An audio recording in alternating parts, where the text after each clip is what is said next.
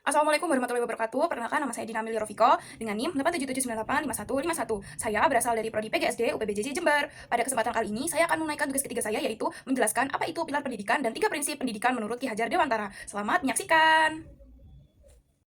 Jadi di sini saya akan menjawab beberapa pertanyaan dari dosen. Yang pertama adalah makna pilar dalam konteks pendidikan sebagai dasar atau tiang penguat sistem pendidikan. Jadi yang pertama, apa itu pilar pendidikan?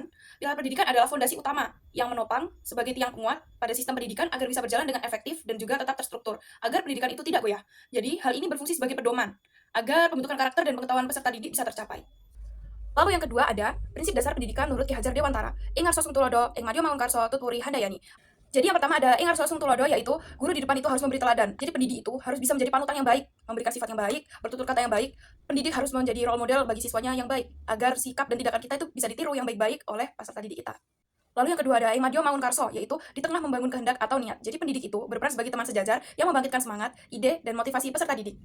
Dan yang ketiga ada Tutpuri Handayani. Slogan ini sangat-sangat amat erat dengan pendidikan, yaitu di belakang memberikan dorongan. Jadi pendidik itu memberikan keleluasaan dan dorongan agar peserta didik itu berani berjalan sendiri dan mengembangkan potensinya secara mandiri. Jadi pendidik itu harus tetap semangat untuk memberikan motivasi kepada muridnya dari belakang.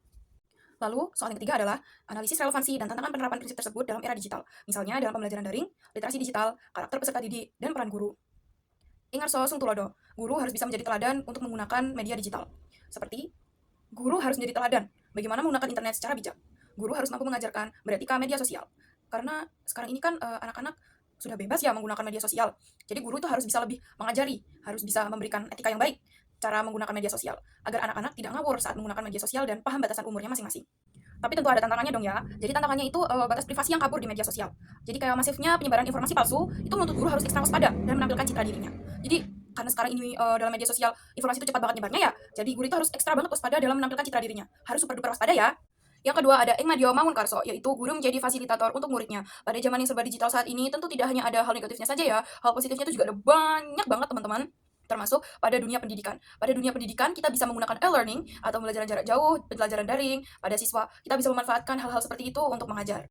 Jadi kita bisa membangun media interaktif untuk membangun kolaborasi bersama peserta didik agar kita semakin dekat dengan peserta didik. Namun tentu saja ya, ada saja hal negatifnya. Jadi tantangannya itu adalah bisa adanya resiko, hilangnya sentuhan empati dan interaksi emosional akibat jarak fisik dan daring ya, pembelajaran jarak jauh. Itu harus guru tetap menjaga kedekatan secara personal, walaupun jarak jauh. Yang ketiga ada Tutpuri Handayani, yaitu relevansinya mendorong siswa untuk menjadi pembelajar yang mandiri, yang mampu menggali informasi dari berbagai sumber daring. Jadi siswa kita ajak untuk mencari informasi dari berbagai sumber, tidak hanya dari kita saja, tapi juga dari sumber-sumber daring.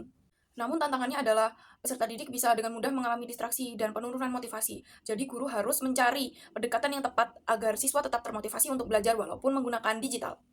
Lalu yang terakhir kita akan melakukan refleksi singkat tentang bagaimana sih pilar tersebut dapat menjawab persoalan pendidikan nasional pada saat ini.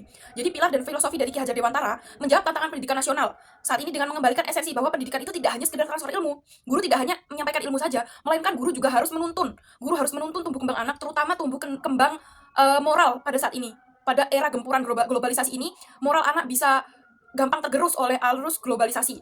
Jadi, di tengah gempuran modernisasi dan penurunan moral, prinsip-prinsip seperti ini itu mengingatkan akan pentingnya pendidikan karakter kepada siswa. Jadi, apabila guru bisa menjadi teladan, motivator, sekaligus pendorong kemandirian siswa, insya Allah, sistem pendidikan kita akan mampu mencetak generasi yang tidak hanya cerdas dan melek digital, melainkan memiliki budi pekerti luhur dan juga berdaya saing global. Mungkin itu saja yang bisa saya sampaikan. Sebelumnya saya minta maaf saya menjelaskannya agak belibet karena sebenarnya saya itu paham dengan hal yang saya sampaikan, melainkan saya mau mengeluarkannya itu susah sekali. Jadi mohon maaf sebelumnya mengenai hal itu. Semoga ilmu yang saya sampaikan kali ini bermanfaat. Saya juga berterima kasih kepada dosen atau tutor pendidikan filsafat ilmu ya, pada mata kuliah filsafat ilmu. Saya terima kasih sekali atas bimbingannya selama ini, atas soal-soalnya, penilaiannya, dan pembenaran-pembenarannya. Saya sungguh berterima kasih. Semoga dosen dan tutor filsafat ilmu selalu sukses dimanapun Anda berada. Terima kasih sebelumnya. Saya juga minta maaf soal penyampaian saya mungkin agak belibet. Semoga dapat dipahami.